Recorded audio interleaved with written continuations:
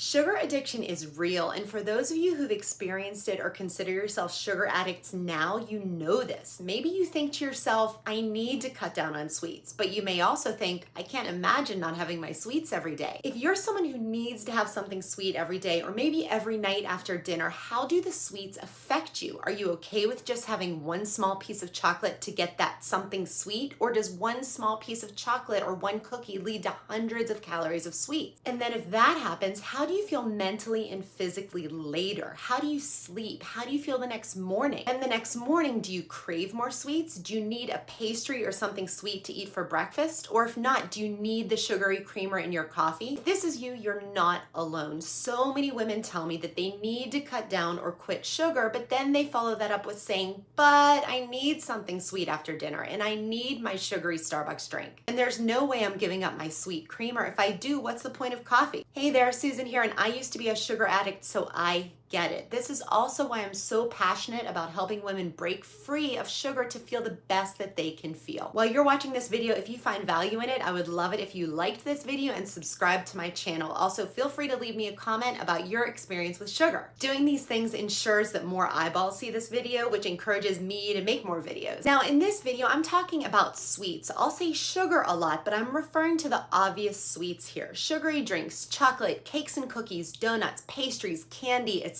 The type of sugary food with no nutritional value that not only causes weight gain, tooth decay, skin problems, anxiety and depression, but causes inflammation, type 2 diabetes, cancer, strokes, heart disease, and so much more. When I start working with my clients or with groups of participants in my challenge groups, sugar is one of the very first things that I talk about. As I mentioned, I used to be a sugar addict myself. Bad. So I know firsthand what it's like, and I'm proud to say that I've successfully kicked the sweets habit. It's amazing how much better we can feel when sugar isn't a part of our lives. Now, my journey to quitting sugar wasn't a one-time thing. So if you've tried before and didn't succeed, don't be frustrated. I had moments of going back to it once I first quit, spiraling for a while, quitting again, going through withdrawal, and repeating the cycle. It wasn't like flipping a light switch. That was frustrating. I remember thinking so many times that sugar controlled me. And you know what that is? That's addiction. Many of my clients experience the same thing, and maybe you do too. You quit sugar, go through withdrawal for a few days, then you start feeling better and you're super proud of yourself. But then a holiday or a birthday weekend comes along and you decide to indulge a little bit. Maybe you decide to have some cake or cookies because you're off sugar, you won't spiral, you'll be fine. And maybe it didn't go the way that you had planned. Maybe you had a lot more than you had wanted to have. And on Monday, you craved it, so you gave in and you had some on Monday and Tuesday. I've been there. Sugar is an addictive substance. When we eat sugar, we crave more sugar. So I want to talk to you about the way that I like to look at sugar and what has helped me tremendously over the years.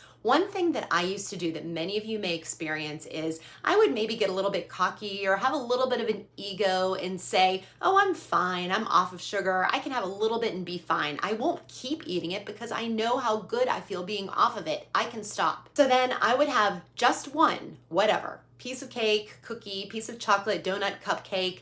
Then I would think, wow, that was delicious. What's one more? So I'd have another one. Then those one or two turn into 3 or 4 or more. And with me, it's almost as if there was a line that I would cross. And once I crossed that line, I would think, oh my gosh, well, I totally screwed up. And then I would just sabotage myself and keep eating more and more, even if I knew in my head that I would feel bad later. I would think, well, I obviously don't have any self-control, so I deserve to feel like garbage. Then of course I'd be mad at myself, frustrated with myself, wonder why I can't control my own actions, and I'd give into cravings for days or weeks after. The thing that I needed to learn early on was to check my ego at the door with sugar and realize that as much as I wanted to say that I'm totally in control, I had to admit that I am in control over sugar unless I start on it. If you and I have ever worked together, you've probably heard me talk about my favorite analogy when it comes to sugar. I like to compare it to a burglar. If you're in your house and you have your doors locked and your alarm system on and there's a burglar outside, you're probably okay, right? But the second he rings the doorbell and you open the door, you're in trouble.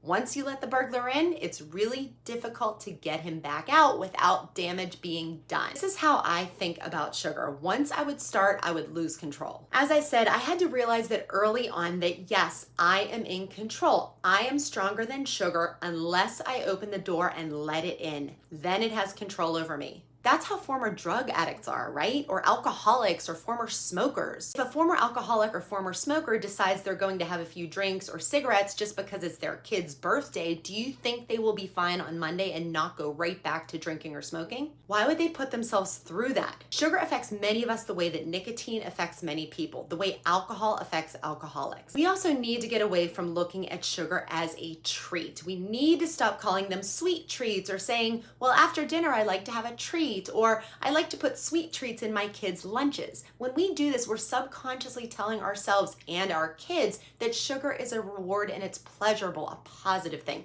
We cannot think of sugar like that if we want to reduce it or quit. If you think about it, do you know any former smokers or alcoholics who hold on to a pack of cigarettes or a bottle of liquor so they can have a cigarette or a drink as a treat now and then? No. If they do that, what's mostly going to happen? They're going to want more and more and more, and they'll most likely relapse. Paying attention to our thoughts is one of the most important things that we need to be in the habit of doing when it comes to sweets. You never want to think that you're depriving yourself. You never want to think, I can't have sugar. When we think we can't have something, we're more likely to sabotage ourselves because there's a part of us that will want to rebel. We will cave when we are stressed, discouraged, or emotional. We always want to think, I can have sugar, but if I'm going to choose to have that cupcake, I'm going to choose to have the feelings that I have when I spiral and have 2 or 3 cupcakes, and then 2 or 3 cookies, and then the next morning be craving sweets and feel miserable, tired, and depressed. It's your choice, but when you're deciding, you need to associate sugar with all of the negative feelings that you'll feel later. Now, I know you're probably thinking, well, what about birthdays? We celebrate with sugar. And honestly, we live in a very unhealthy world. 75% of Americans are overweight. 2/3 of Americans are considered obese. That's a lot. We can be part of the 75%. We can be part of the 2/3 if we want to do what everyone else is doing. Our society in the food industry is really influencing us to be unhealthy. So yes, if you want to make exceptions for every birthday or party or dinner out where you want dessert so you can celebrate whatever it is with that yumminess in your mouth for 5 or 10 minutes, you can. But you always want to go back to being honest with yourself. Will one piece of birthday cake on a Saturday make you crave sugar on Sunday? And then will you think, okay, I'll give in to my cravings just today. I'll get back on track on Monday. And then how will you feel on Monday? Will you cave again to your sugar cravings, or will you have a headache because you decided to quit sugar again? Is it worth it? I personally choose to celebrate birthdays and things like that by enjoying the people who I'm surrounded by, the conversations I have, maybe a nice meal, maybe some wine, without consuming things that are addicting to me. My family or the people I'm with, they can have cake if they want to, and they don't love me any less if I don't. I would never judge a former alcoholic if I'm having drinks and they're not.